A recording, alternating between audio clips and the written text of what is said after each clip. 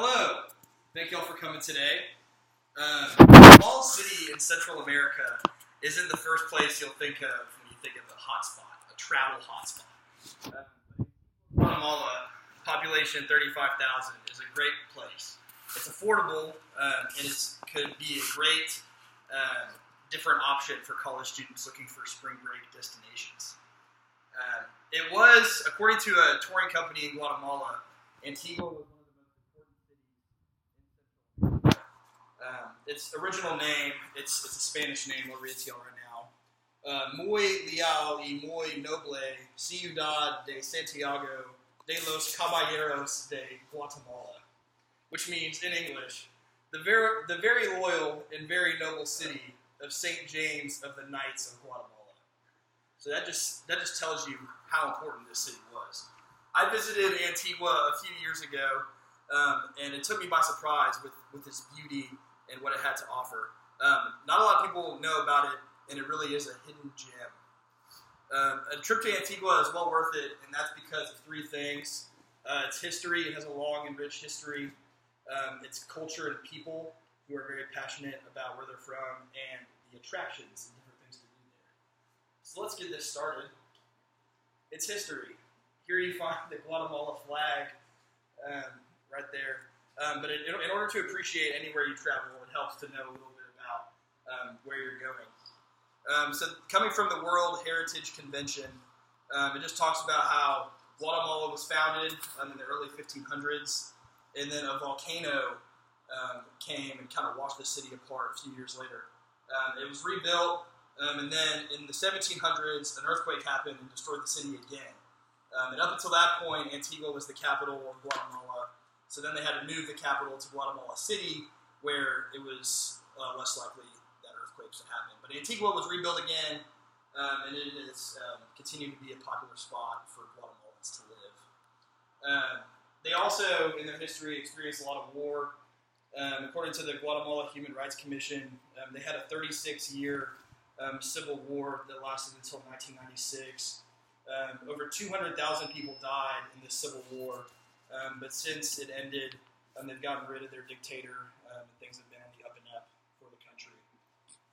In addition to the history has really shaped the people there. As you can see, these little girls are wearing some traditional clothes, and that's because 40% of people that live in Guatemala are indigenous to Guatemala. A lot of them are Mayans, so that's why you see 23 official languages in Guatemala. So if you go there, speaking Spanish isn't really going to help you out that much. There's a lot of different Mayan dialects they like to speak, so it's a very interesting thing. And a lot of them, even in the big cities, stick with their traditional clothes. Also, Guatemala is the least Catholic country in the Central South America region. It's 50% Protestant, according to DonQuixote.org. That speaks a lot to, during the Civil War, a lot of Christian missionaries from the U.S. came.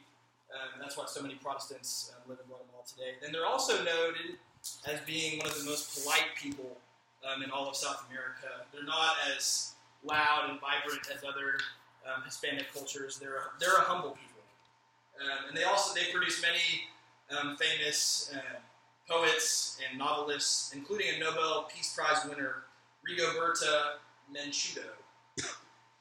So yeah, the history and the people make the city special, but really there's a lot to do there as well. This is a little picture of the city. As you can see, this is an arch. It is called the Santa Catalina Arch, and it's been there since the 17th century.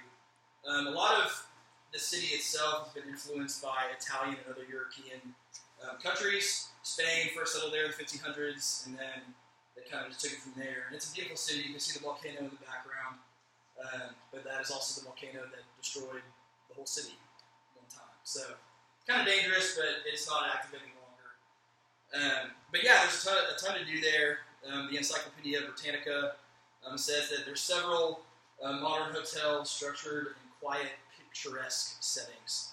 So it's a beautiful, beautiful city. You can see the streets are cobblestone streets, and when you walk on them, the cobblestone streets just tell a story and they share that story with anybody who walks upon them. It's really beautiful. And then there's another government tourism side that just talks about there's a lot of opportunities for bird watching tours. You can hike up that volcano right there. They have a lot of cool zip lines. There's an article in the New York Times where this lady spent 36 hours in Guatemala, or in Antigua. She traveled around, and she went to this coffee farm.